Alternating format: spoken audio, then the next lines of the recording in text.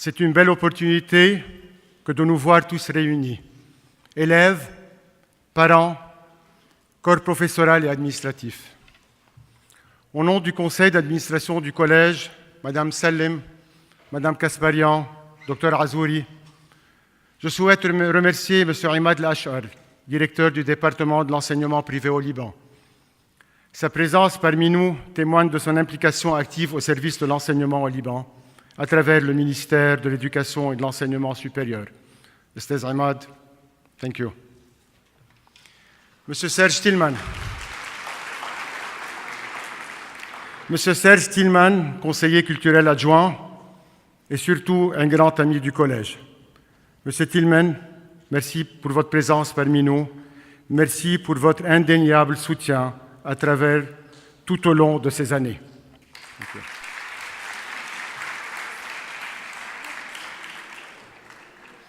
Encore, je tiens à remercier des amis de Melcart ici présents, des amis toujours là.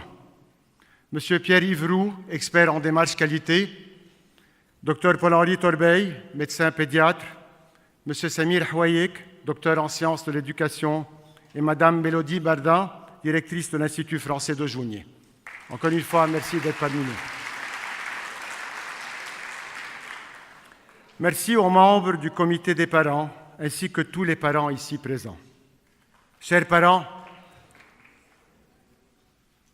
notre mission, parents-école, elle est commune. Le partenariat de confiance qui nous lie ne fait que renforcer notre volonté d'aller de l'avant pour le bien-être de nos jeunes. Et enfin, je salue tout le corps enseignant du collège. Vous êtes l'assise du collège et au cœur de toutes les actions éducatives visant l'excellence de nos élèves. Chers collègues, votre investissement dans cet interminable chantier mérite le respect de tous. Merci.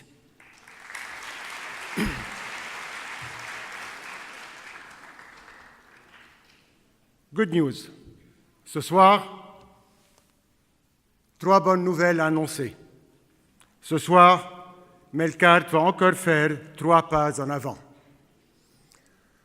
Très chers, c'est une belle opportunité que de nous voir tous réunis pour apprendre de notre histoire, pour réfléchir ensemble les défis que nous affrontons et pour aller de l'avant. À la veille de nos 50 ans, je me dois de revenir sur notre histoire, celle de Melcart. En 50 ans, nous avons connu les hauts et les bas. Tout a commencé avec la fondatrice, Madame Lo Dimitri. Elle disait « Soyons à l'écoute de nos enfants ».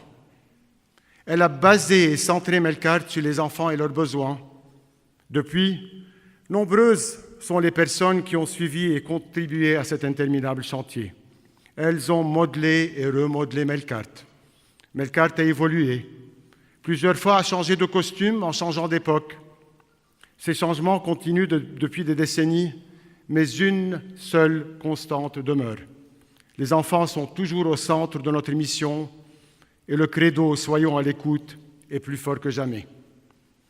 Il est au cœur de toutes nos actions. 3 caractéristiques définissent Melcart à la veille de ses 50 ans.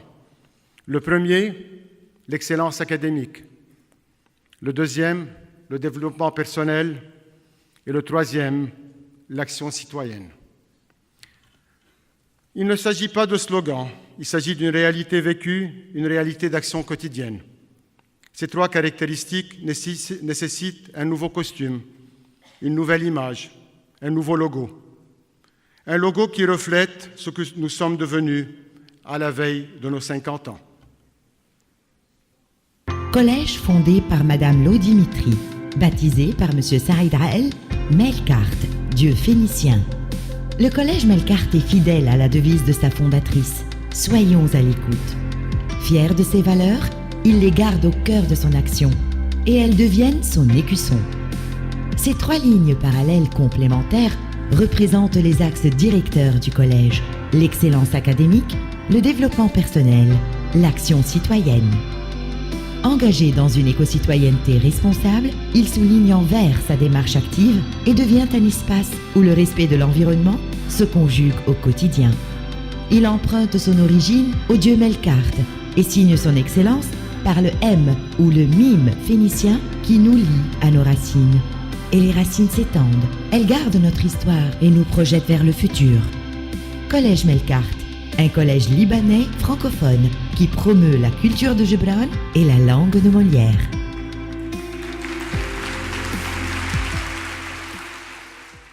Vous l'avez vu, Melkart a un nouveau logo. Melkart a une nouvelle image, riche en histoire, toujours projetée vers l'avenir.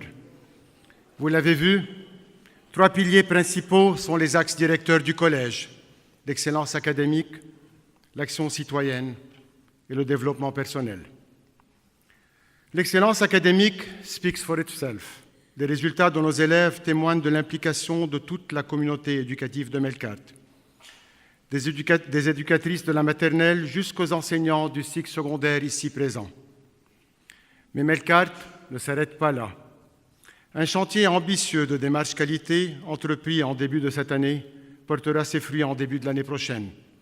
Il sera le noyau de notre projet d'établissement. Il a pour but de perfectionner le perfectible et d'optimiser notre enseignement. Mais Melkart ne s'arrête pas là. L'enseignement a besoin d'ouverture pour s'accomplir différemment. Nos élèves ont besoin d'ouverture pour s'accomplir différemment. Alors le collège se lance. Melkart a entrepris en début d'année recherche et pourparlers pour enfin collaborer avec l'Académie de Créteil de France en la personne de Madame Laure Morel. Il y a quelques jours, en date du 10 mai 2019, il y a 5 jours, nous recevons la confirmation par courriel. Je cite, « Nous avons posé les premiers jalons. Nous partirons sur un échange avec les niveaux de 4e et de seconde. Très chers toutes et tous, je suis fier de vous l'annoncer. En 2019-2020, un jumelage associera Melkart à un établissement privé de France.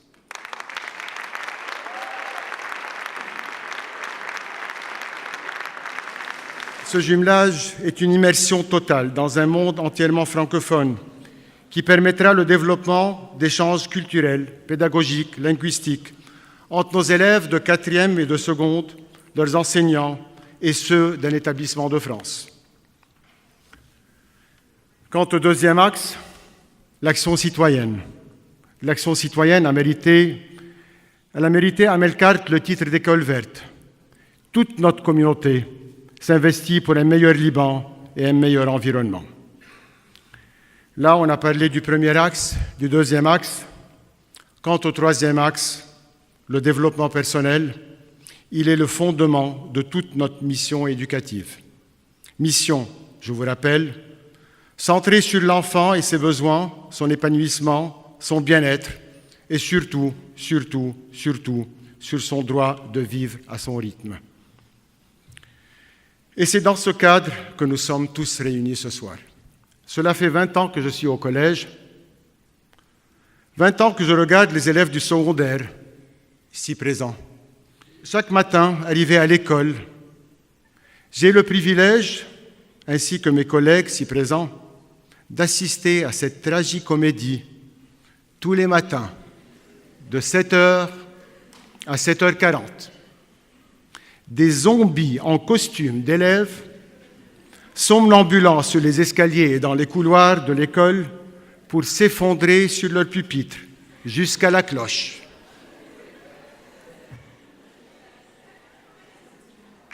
Deux périodes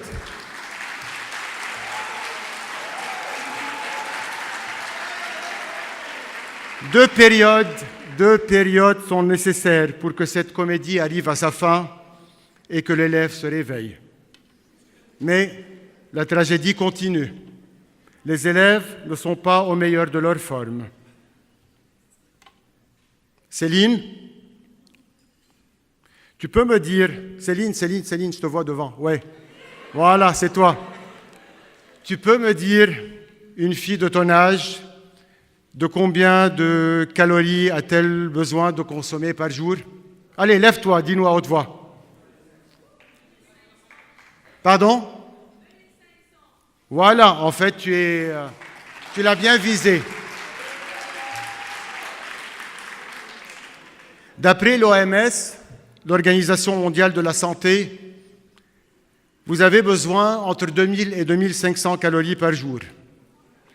Et vous avez le privilège de manger à votre faim, heureusement. On n'a pas ce problème. Eli Rawi, Wainak. Waf. Tu peux me dire, un garçon de ton âge, combien d'heures de sommeil a-t-il besoin par jour? Pardon? Voilà, en fait, en théorie, vous êtes très fort. Parce que, d'après the National Sleep Foundation, vous avez besoin, à votre âge, entre 14 ans et 17 ans, entre 8 et 10 heures de sommeil par jour. Toutefois, en pratique, ce n'est pas le cas. Le sondage auquel vous avez répondu et celui auquel vos parents ont répondu ont révélé une vérité alarmante. Parmi vous, il y en a ceux qui dorment 4 heures, 5 heures ou en moyenne 6 heures par nuit. Chers parents, chers enseignants, nos ados manquent de sommeil. Nos ados ont besoin de dormir. Comme la nourriture, le sommeil est aussi important pour leur croissance et leur bien-être. C'est vrai. En fait, notre première réaction, qu'ils dorment plus tôt. Mais non. À la puberté, un tas de changements corporels, et notamment hormonaux, s'opèrent. Tout leur rythme biologique est perturbé. Pour comprendre nos adolescents, il nous faut revenir aux recherches et plus précisément aux études scientifiques. C'est pourquoi je donne la parole à Dr Paul-Henri Torbeil, pédiatre, maître de conférences et professeur adjoint à la faculté de médecine de l'Université Saint-Joseph de Beyrouth.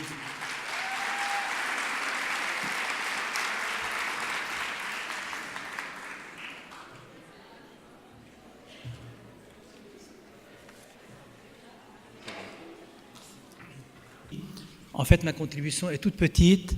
Elle consiste à vous parler un petit peu du sommeil, surtout du sommeil de l'adolescent. D'abord, pourquoi on dort? On sait tous que nous, adultes, dormons à peu près le tiers de notre vie. Donc si on a 30 ans, on a dormi pendant 10 ans. Si on en a 60, on a dormi 20 ans. En fait, le sommeil a une utilité. Il a plusieurs utilités. Tout d'abord, paradoxalement, il sert à maintenir l'état de vigilance quand on est réveillé. Si on ne dort pas, on ne peut pas se réveiller, ou on ne peut pas rester réveillé comme il faut. Donc, on ne peut rien acquérir. Il aide aussi physiologiquement au maintien de la température corporelle. On sait tous que notre température monte au fil de la journée, et si on ne pouvait pas dormir, cette hausse de la température serait néfaste pour nos cellules. On produit des hormones pendant le sommeil, surtout l'hormone de croissance, d'où le terme « qui dort dîne ». On grandit, on a des pics d'hormones de croissance la nuit, surtout quand on dort et qu'on dort bien. On produit aussi de la mélatonine qui sert à induire le sommeil. Le sommeil exerce des fonctions importantes sur la régulation de la glycémie, on va le voir avec ses conséquences. Le sommeil aide à l'élimination des toxines, il stimule les défenses immunitaires, c'est établi, il y a des études qui le prouvent, les carences de sommeil sont source d'infection. Il règle l'humeur, il aide à la gestion du stress et surtout, il aide à mieux apprendre et à mieux mémoriser. Alors le sommeil, en fait, ce n'est pas d'un trait qu'on dort. On dort par cycle. On a plusieurs cycles de sommeil, en principe 4, 5 ou 6, qui durent chacun 90 à 120 minutes et ces cycles se succèdent et ils se ressemblent. Il y a une alternance entre sommeil léger, sommeil lent, léger, profond, puis sommeil paradoxal. Le sommeil lent occupe la première partie de la nuit, le sommeil léger au tout début, le sommeil profond un peu plus tard, et le sommeil paradoxal, la deuxième partie du cycle. Et le cycle se répète plusieurs fois durant la nuit. Voici le train du sommeil.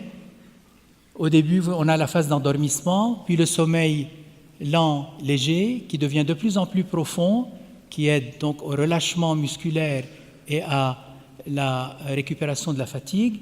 Et ensuite, la phase importante qui est le sommeil paradoxal, qui est en fait le sommeil pendant lequel on rêve, la phase pendant laquelle on rêve, et pendant laquelle on recharge ses batteries, on enregistre et on mémorise.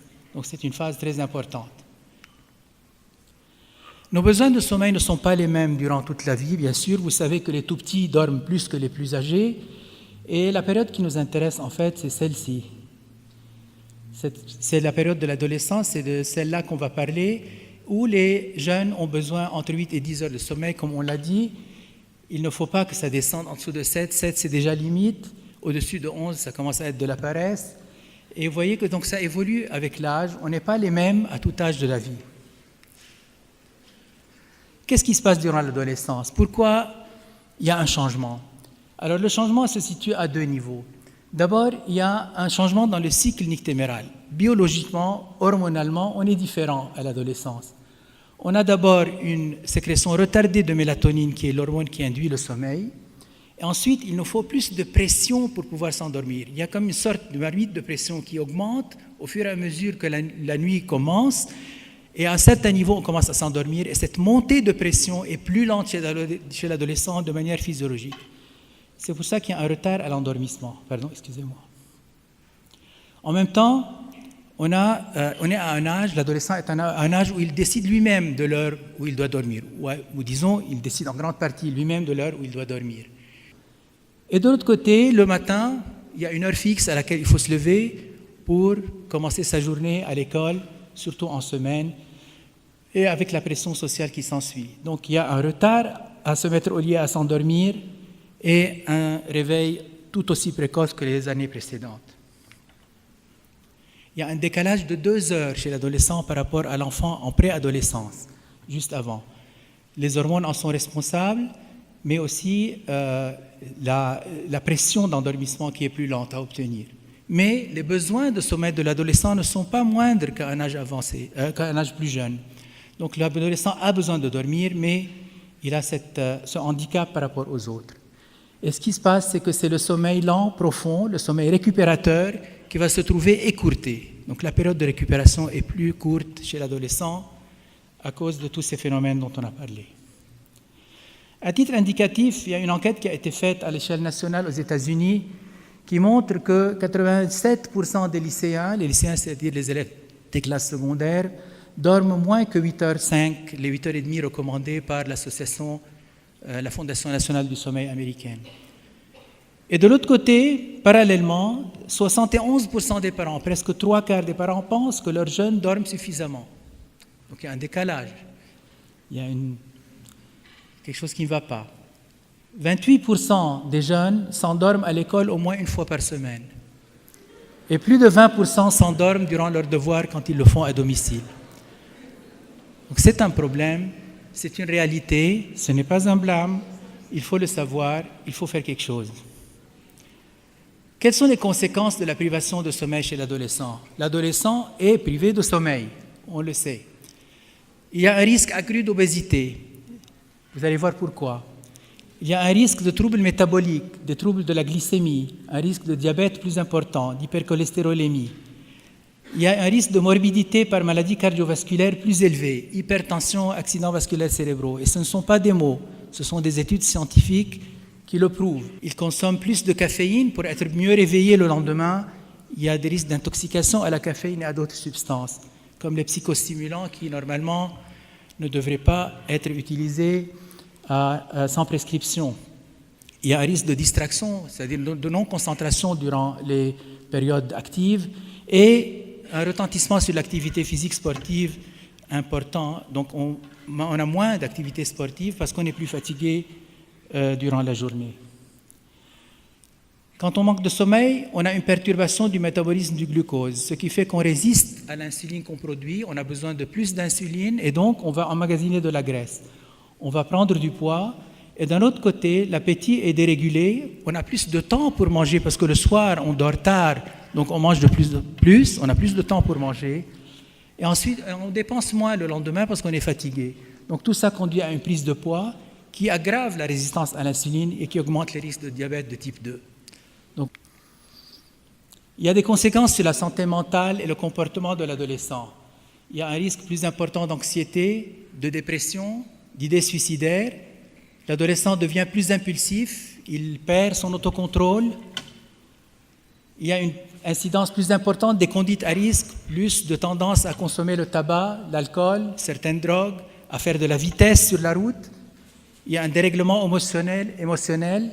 Ils ont moins de motivation et ils ont une vulnérabilité plus importante au stress de la vie quotidienne. Et enfin, il y a des répercussions sur les performances scolaires de ces adolescents.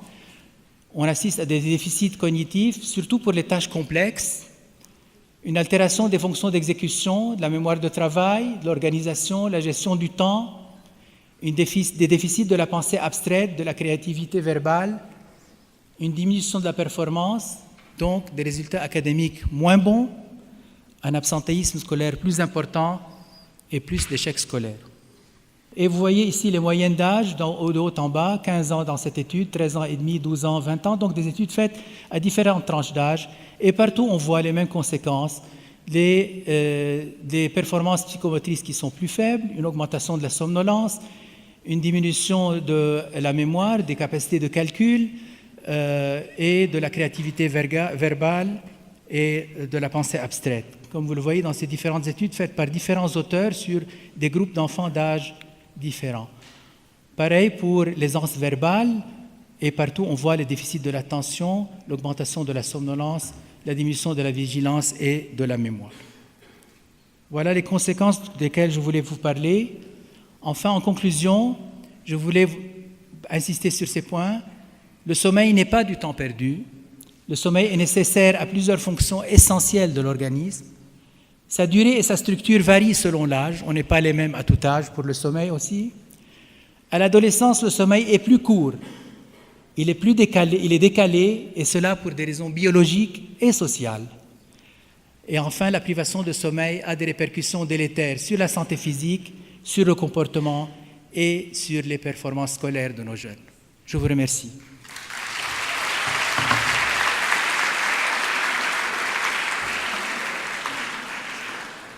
Voilà, les faits sont clairs. Nous pouvons les comprendre maintenant, nous pouvons vous comprendre. Mais qu'avons-nous fait pour aider nos élèves? Nous continuons à exiger de nos adolescents encore plus d'efforts, de dormir plus tôt, de se réveiller frais et pimpants, de suivre un rythme de vie scolaire conforme et adapté à notre rythme de travail, à notre rythme social, à notre rythme à nous. Nous leur infligeons un système non adapté à leur âge. Il en résulte lassitude et asthénie en début de chaque journée scolaire. Non, ce n'est pas un caprice. Génération après génération, ces insistances n'ont jamais porté de fruits. Et nous continuons à l'exiger de nos enfants. Nous continuons à exiger de cette génération ici présente de suivre nos exigences. On leur en veut de dormir tard, de ne pas être matinaux, alors qu'ils subissent de plein fouet l'impact des nouvelles. Mais quel effort avons-nous fait? Nous disons, soyons à l'écoute, alors qu'il est temps de dire, soyons à l'écoute et agissons. Il est temps de changer, il est temps d'intervenir, il est temps de trouver une solution, il est temps de trouver un nouveau système. Quand nous avons demandé à nos élèves et à vous, parents, de proposer des solutions, beaucoup d'entre vous ont émis le souhait d'une journée scolaire qui commencerait et se terminerait plus tard. Certains ont même dit « on sait que c'est utopique, mais si l'école commençait à 9 heures ». D'autres ont écrit « c'est un rêve, mais si l'école commençait plus tard ». Melkart propose une solution. Melkart propose un nouveau système. Ce soir, Melkart propose SMART.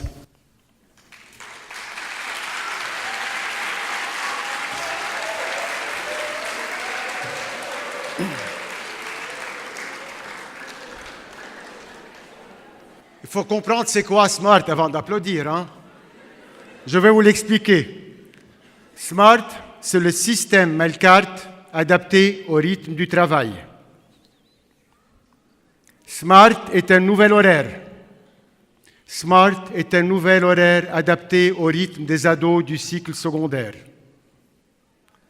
SMART permet chaque jour 2 heures de sommeil supplémentaires aux élèves de seconde, de première et de terminale.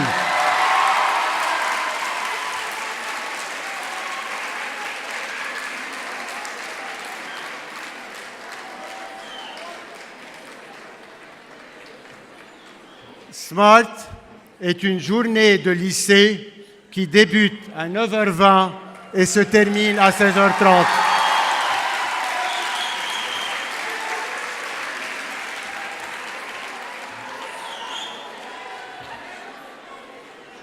Et voilà, c'est ça le nouvel horaire.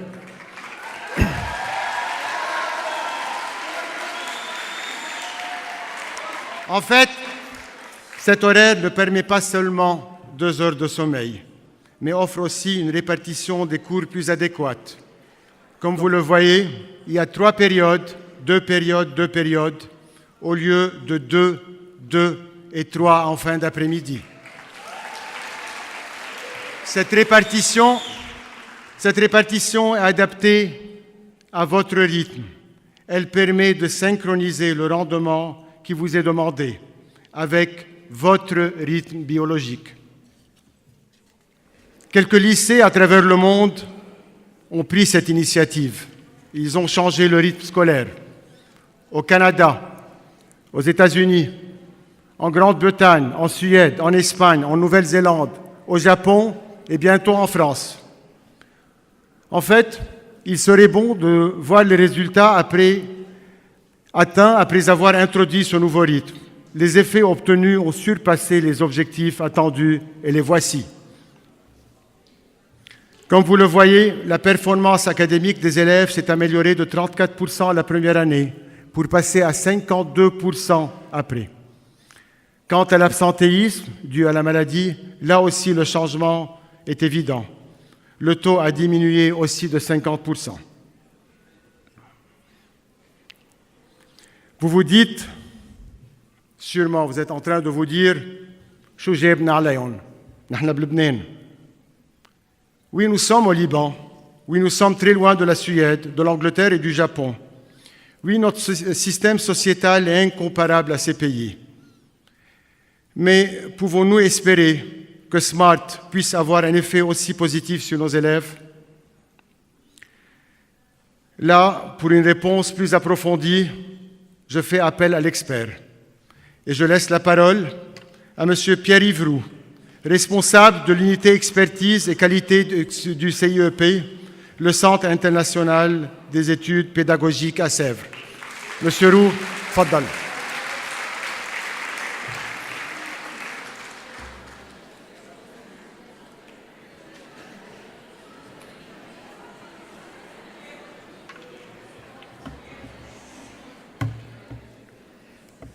Bien. Bonsoir à toutes et bonsoir à tous. Alors, c'est effectivement avec beaucoup d'intérêt que j'ai appris le projet de Melkart de réfléchir, en collaboration bien évidemment avec les premiers intéressés, à savoir les familles et les élèves, sur les horaires qu'on pouvait proposer pour respecter le rythme biologique des élèves, mais aussi certaines des contraintes qui sont celles des familles. Et j'appellerais ça le début des cours entre tradition, parce que oui, il y a une tradition bien évidemment, pragmatisme et intérêt partagé pour l'ensemble des parties. Alors tout d'abord des constats qui ont été faits précédemment et sur lesquels je pense que tout le monde s'accorde, à savoir qu'à Melkart, comme dans les autres établissements scolaires libanais, mais également dans le monde entier, les élèves sont épuisés en début de journée. Je ne ferai pas dans la démagogie, vous connaissez le problème aussi bien que moi. Et de génération en génération, le fait de commencer à 8 heures est apparu comme une tradition, comme une habitude, comme une question qui ne se posait même plus.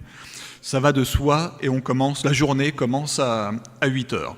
Pourtant, chacun s'accorde, enseignants, apprenants, voire les familles lorsqu'elles se posent la question, Tout le monde s'accorde à reconnaître que les élèves sont peu opérationnels en début de matinée, peu opérationnels parce que fatigués, peu concentrés et peu attentifs, à minima pendant les 2 premières heures de cours. Je ne reprendrai pas les propos du médecin, mais c'est vrai que parmi les constats, toutes les études montrent qu'un adolescent a besoin de dormir entre 8 et 10 heures de sommeil. Certaines études font même état de entre 9 et 11 heures. On peut s'aligner sur les chiffres de 8 et 10 heures, en sachant que de toute façon, 80% des élèves, c'est une estimation moyenne mondiale, 80% des élèves sont en déficit de sommeil. Comme on l'a dit également, il ne sert absolument à rien d'essayer de dire à nos adolescents « allez vous coucher plus tôt, vous serez en forme le matin ». Effectivement, il y a une question de rythme biologique, ce qu'on appelle l'horloge biologique ou le rythme circadien, et tout ceci évolue avec l'âge. Un adolescent, ce n'est pas sa faute, on va dire qu'il est programmé de cette façon, aura beaucoup de mal à s'endormir avant 23 heures, voire plus souvent 24 heures ou 1 heure du matin. Je le répète bien, ce n'est pas inhérent à la personne, c'est inhérent à son âge et à son rythme biologique.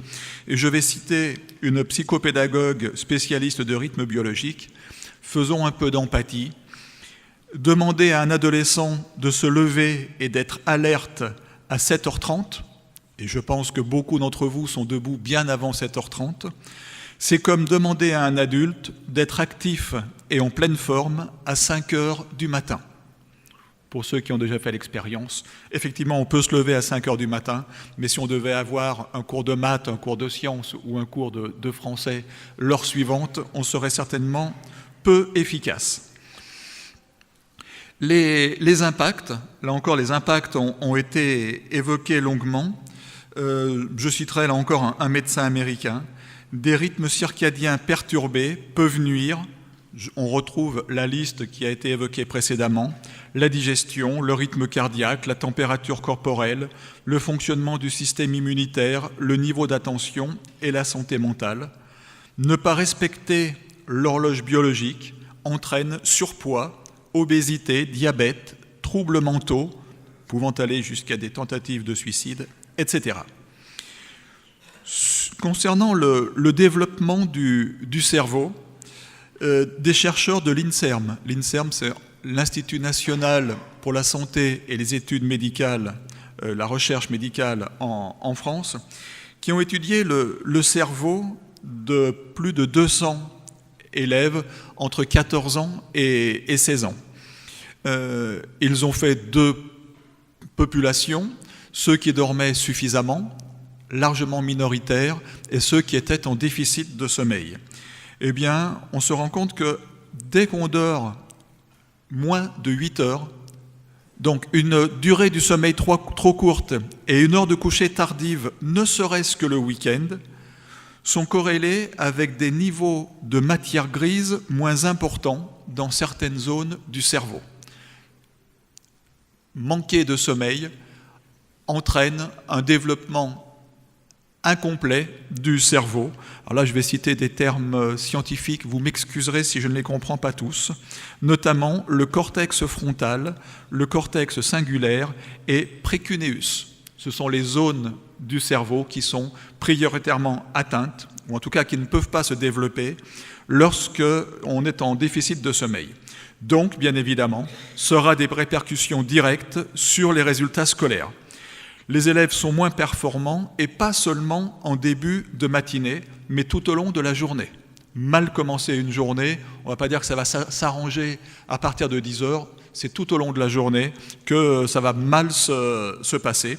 Et bien évidemment, on a fait des corrélations, là encore, entre les notes obtenues par les élèves et l'heure du coucher qu'ils affichaient lors des enquêtes. Alors bien évidemment, ce n'est pas la seule cause, mais c'est une des causes importantes.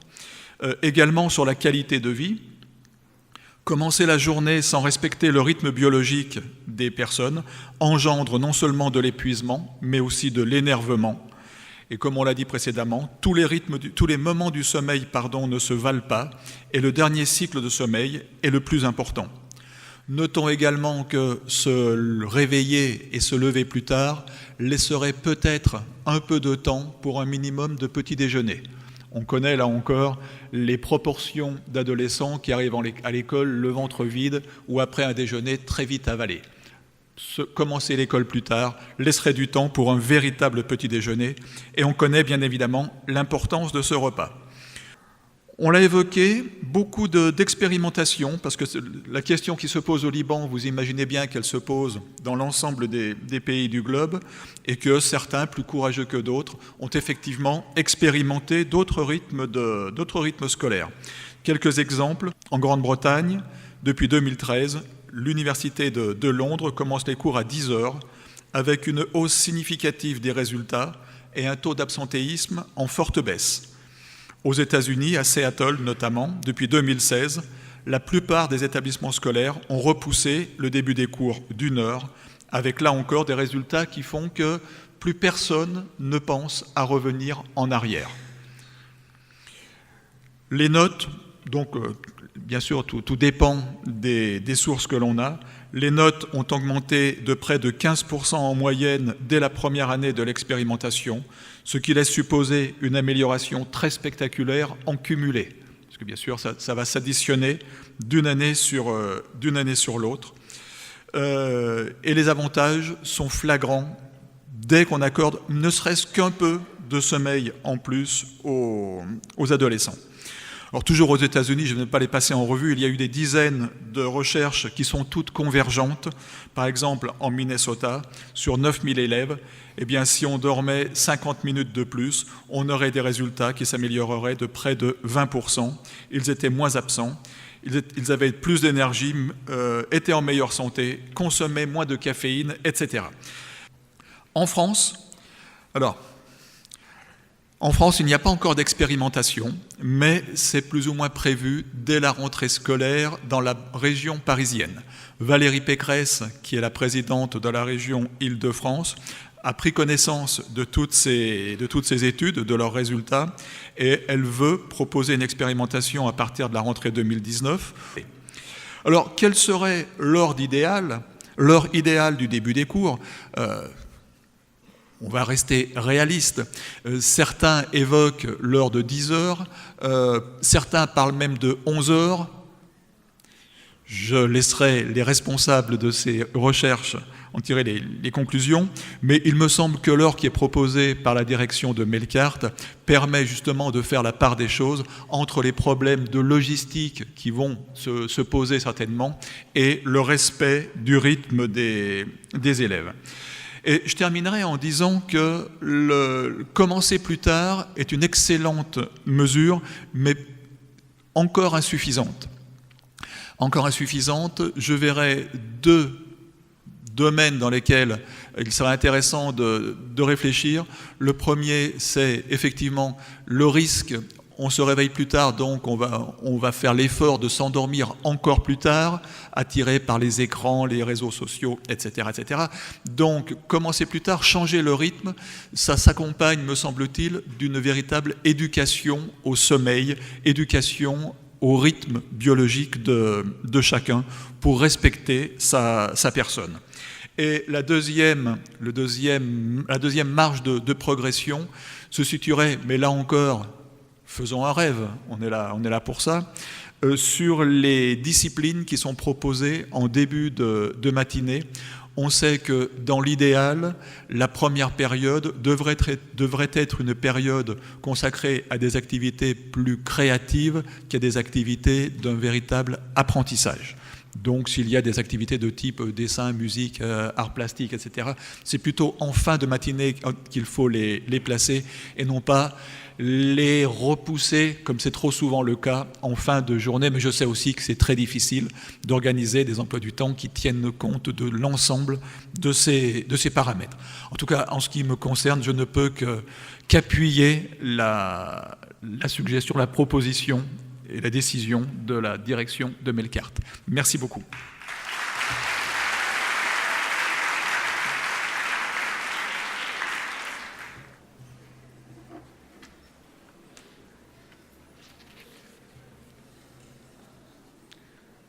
En fait, je veux justement répondre au l'avant-dernier point que M. Roux vient d'évoquer. C'était que certains parmi vous se disent que ça ne servira à rien et que les enfants dormiront encore plus tard et se réveilleront encore plus cassés. En fait, non. Et là, je me base sur des études scientifiques. Les études ont montré que les enfants ne dormiront pas plus tard que d'habitude, mais toujours au rythme de leur horloge biologique. Cependant, ils gagneront 2 heures en plus chaque matin. On le sait, tout changement entraîne défis, contraintes et sacrifices. Nous en sommes conscients, chers parents. Nous sommes conscients que les parents ayant des enfants dans plusieurs cycles auront le souci du transport, que certains enseignants auront le souci d'agencement et d'organisation, que l'école aura à coordonner les 3 horaires des 3 cycles, celui du primaire, du complémentaire et du secondaire. Elle aura organisé 2 accueils du matin, 2 départs de l'après-midi et à gérer 2 circuits d'autocar. Mais, en travaillant conjointement, nous pouvons surmonter ces difficultés. Melcart s'engage à faciliter la vie des parents. Melcart s'engage à s'investir avec les parents. Melcart s'engage à trouver une solution aux parents qui ont des enfants dans plusieurs cycles. On va le faire pour eux. Melcart s'engage à collaborer avec les enseignants pour penser leur emploi du temps. Soyons à l'écoute, agissons et allons de l'avant.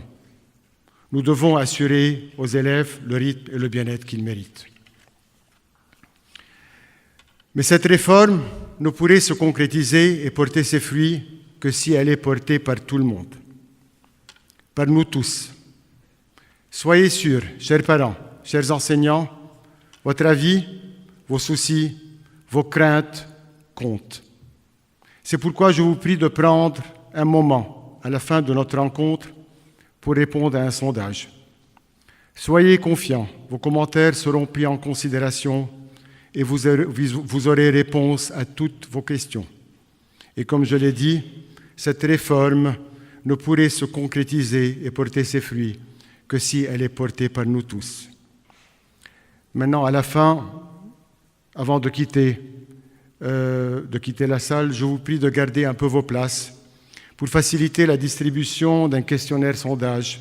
Vous êtes priés de le remplir et de le remettre dans la boîte déposée à la sortie. Très chers toutes et tous, ce soir, nous osons. Ce soir, nous changeons la donne. Ce soir, nous révolutionnons le monde scolaire libanais. Nous écrivons une nouvelle page dans l'histoire de l'éducation. Ce soir, Melcart mène la cadence, donne le ton pour être l'exemple à suivre. Espérant que les autres établissements suivront le rythme pour assurer aussi le bien-être de leurs jeunes. Et avant de clôturer, je voudrais faire appel à votre imagination. Imaginez un train en mouvement, un train allant de Beyrouth à Tripoli. Ce que je vous demande est difficile. Des trains au Liban, nous n'avons pas pu depuis des décennies.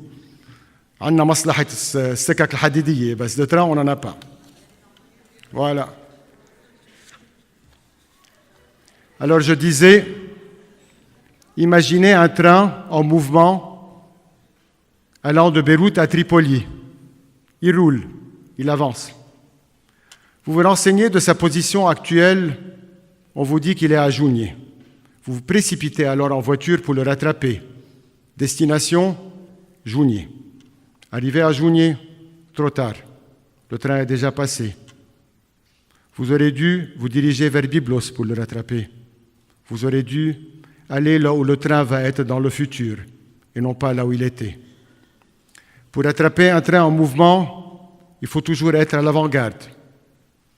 Et ce soir, je vous demande d'être avant-gardiste et de vous embarquer avec le Collège Melcart pour offrir à cette génération en mouvement le rythme nécessaire de son bien-être. Merci à tous. Merci de votre attention.